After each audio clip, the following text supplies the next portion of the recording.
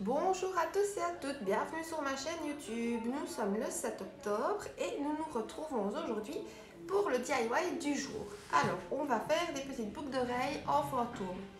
Pour ça, vous aurez besoin de gabarits de fantôme, peu importe celui de votre choix.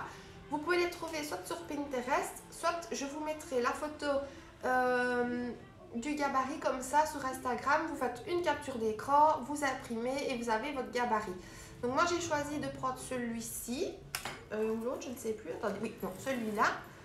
Hop, hop.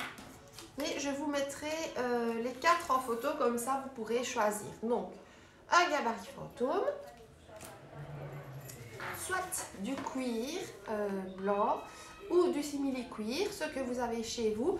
Moi j'ai la chance d'avoir récupéré ça d'un magasin de meubles, donc ils s'en débarrassaient et j'ai pu avoir la chance de le récupérer. Donc j'ai quelques tissus ici et nous on va utiliser donc le blanc, soit d'un ciseau pointu comme ceci, moi je l'ai trouvé chez Action, ou quelque chose pour faire un petit trou pour pouvoir faire mettre l'anneau de la boucle d'oreille, d'un ciseau de couture pour pouvoir évidemment couper le tissu. Alors celui-ci vient de chez Action, j'avais payé 2,59 €, quelque chose comme ça.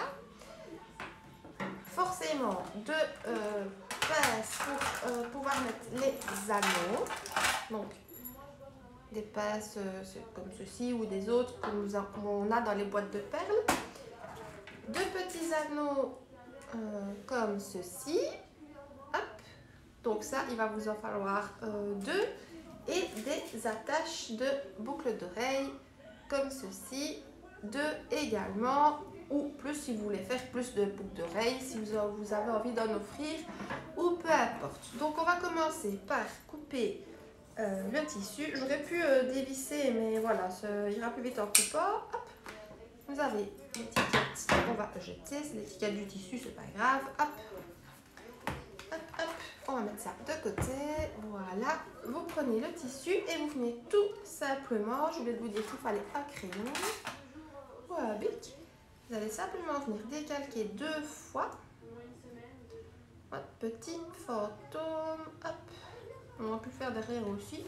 Moi, je vais peut-être le faire derrière, comme ça, on ne verra pas mon coup de crayon. C'est peut-être pas plus mal. Hop, vous venez faire ça. Donc 2 fois, hop, vous passez bien pour pouvoir découper ensuite sur votre trait. Vous pouvez bien sûr les imprimer en plus petit, hein. Moi ici ils sont fort grands, mais vous pouvez bien sûr les imprimer en plus petit sans souci. Plus grand, je vais pas vous dire plus grand si c'est pour faire des boucles d'oreilles, mais après si vous avez envie de faire un bracelet ou quoi que ce soit, vous faites 2 trous de part et d'autre, vous pouvez l'attacher. Là c'est comme vous voulez, ou vous faites un collier. Donc une fois, voilà, peut-être ici, puisque là j'avais commencé à faire le truc, donc peut-être le mettre ici, c'est d'utiliser le plus d'espace possible sur le tissu. Voilà, et hop hop hop. Alors si j'ai un conseil à vous donner, les gabarits, pour pouvoir les réutiliser, moi je les plastifie. Donc je ne sais pas si vous avez vu au début de la vidéo quand je vous les ai montrés, je ne sais pas si on le voyait fort, mais tout ce qui est gabarit je plastifie, comme ça quand je dois réutiliser, ils ne sont pas abîmés en fait. Même si vous tracez avec un bic ou quoi que ce soit, vous voyez, ils sont hop, plastifiés. Alors une fois que vos 2 gabarits sont tracés, vous allez bien sûr venir couper avec le ciseau de couture, puisque c'est toujours des ciseaux exprès pour tissu.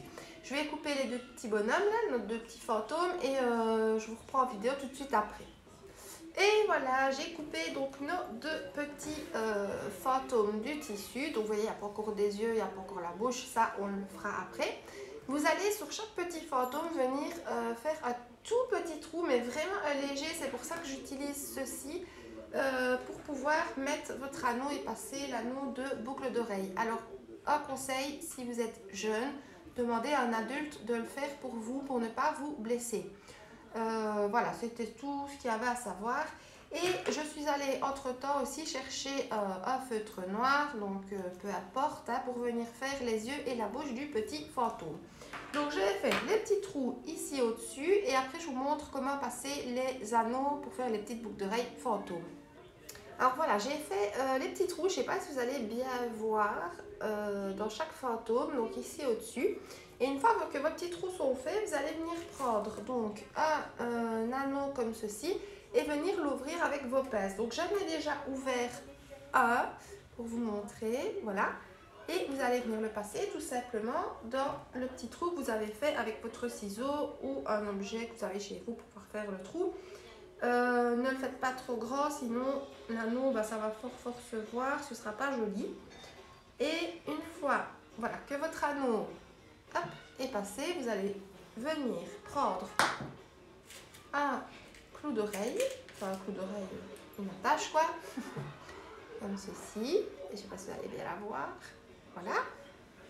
Vous allez regarder pour que ce soit dans le bon sens, puisqu'il faut que ce soit du côté du tissu. Vous la passez et vous venez fermer tout simplement avec vos deux pinces l'anneau. Il faut bien refermer, hein, c'est très vite fait. Vous avez hop, votre petite boucle d'oreille comme ceci. Donc on va faire pareil pour la deuxième. Alors celle-ci c'est la gauche puisque le morceau du tissu est de ce côté-ci, donc ce sera comme ceci puisque la tâche est comme ça. Là derrière vous voyez que c'est pas la même chose, hein, c'est pas voilà. Donc on va faire l'autre côté, la deuxième, l'anneau, vous venez ouvrir avec vos pinces.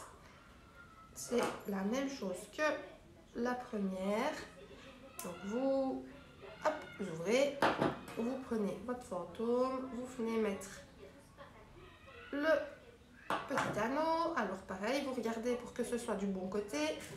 Vous prenez de nouveau, pareil, hein, le clou d'oreille. Vous venez le mettre dans le bon sens et on va venir refermer tout simplement. Et hop là, le petit anneau, si ça veut bien se refermer.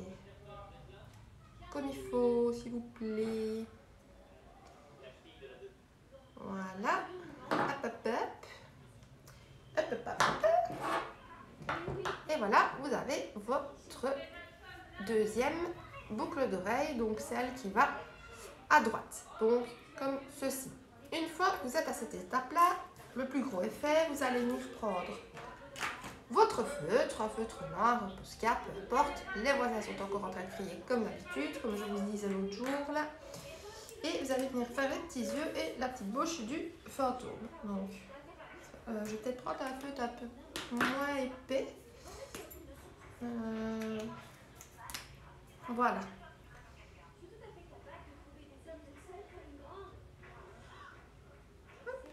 Les colorer en noir.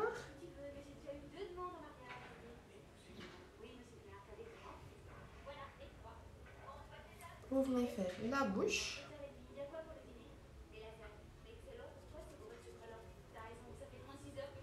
Hop. Sur les deux fantômes, bien sûr.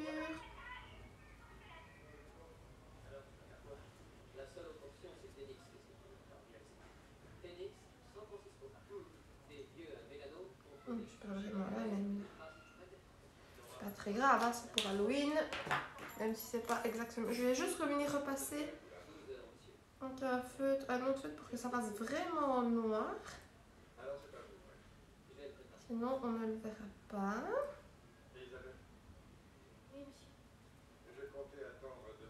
Et c'est censé se voir quand même, hein, pas. Voilà. Hop.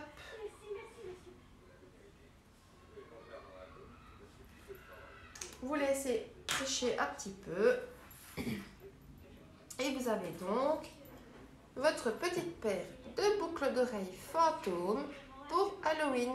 Donc ça prend pas longtemps pour le réaliser. Il n'y a pas beaucoup de matériel. Alors le cuir ou le simili-cuir, vous en trouvez dans les magasins de tissus. Vous voyez qu'il ne faut pas un très grand morceau, donc n'allez pas chercher 1,50 m de tissu. À moins, comme je disais au début de vidéo, si vous voulez en réaliser pour des copains, des copines, des connaissances, si vous avez envie d'en offrir, peu importe. Et des petits anneaux pour les boucles d'oreilles et les attaches, Vous pouvez trouver ça chez Wibra ou sur internet si vous n'avez pas de Wibra près de chez vous. Et sur Instagram, vous pouvez retrouver donc les petits fantômes. Vous faites une capture d'écran, vous les imprimez. Vous avez 4 modèles, vous choisissez celui que vous voulez. Vous imprimez en plus petit si vous avez envie que ce soit plus petit. En plus grand si vous avez envie de faire d'autres choses, un collier, un bracelet, peu importe. Et vous avez tout à disposition pour réaliser votre petite boucle d'oreille. Donc voilà. Et ben j'espère que ce DIY vous aura plu. N'hésitez pas à faire une photo si vous le refaites et à me l'envoyer sur ma page Instagram maman-vers-le-bas créative avec 2 i. Comme ça, moi je peux republier en story ce que vous recréez et en vous identifiant bien sûr. Et voilà, on se retrouve demain pour le prochain DIY et bon mois d'Halloween, bon mois d'octobre. Bisous à tous!